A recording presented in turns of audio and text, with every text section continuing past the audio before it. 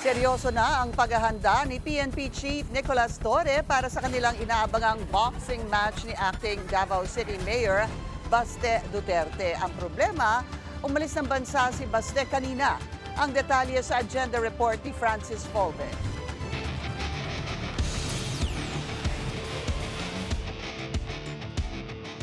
Mala eksena sa Rocky film ang pagjogging sa ulan ni PNP Chief Nicolas Torre sa PNP Oval nitong Biyernes ng umaga. Ayon kay PNP spokesperson Jean Pajardo, naka 10 laps din si Torre. Bahagi raw ito ng paghahanda sa anticipated charity boxing match sa pagitan ng Chief Enforcer at The Rebel, Davao City Acting Mayor Baste Duterte. Mahina na nga ako eh. Pero marami nagka-interest sa larong ito. Kaya just to give them an entertainment, medyo para we can have a sort of credibility in showing up. Nag-refresh tayo ng konti sa ating mga dating ginagawa. So mapansin nyo, matanda na tayo at sabi nga ng trainer ko, mahina na nga ang hangin eh. Kaya wala nang diin ng mga suntok. Kaya I really hope na matuloy ito para makita naman nila na we're serious in this dahil sa ating fundraising ito at ito ay para naman sa mga typhoon and flood victims. Matapos tanggapin ni Torre ang hamon, naglatag na ng sarili niyang kondisyon si Baste. Kung serious ka talaga, ha?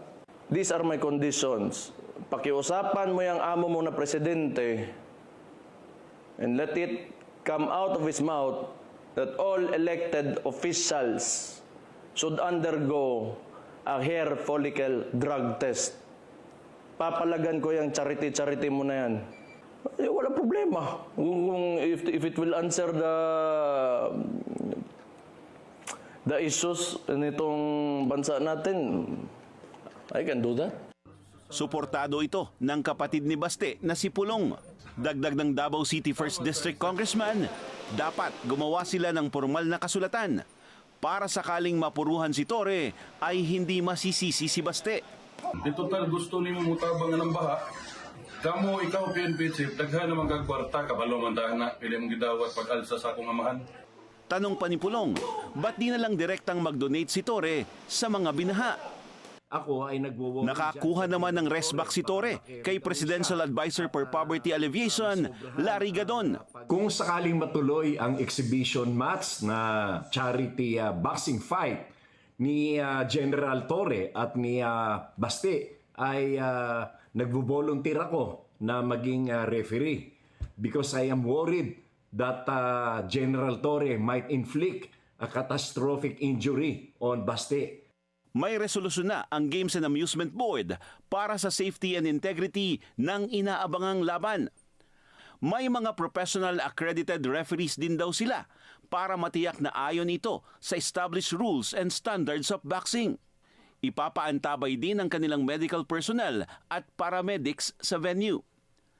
Pero tila walang bakbakang mangyayari ngayong linggo dahil sa huling impormasyong nakalap ng Billionaire News Channel, namataan si Baste sa Davao City International Airport at lumipad pa Singapore pasado alas 7, Biyernes ng umaga. Para sa agenda, Francis Folbe, Billionaire News Channel.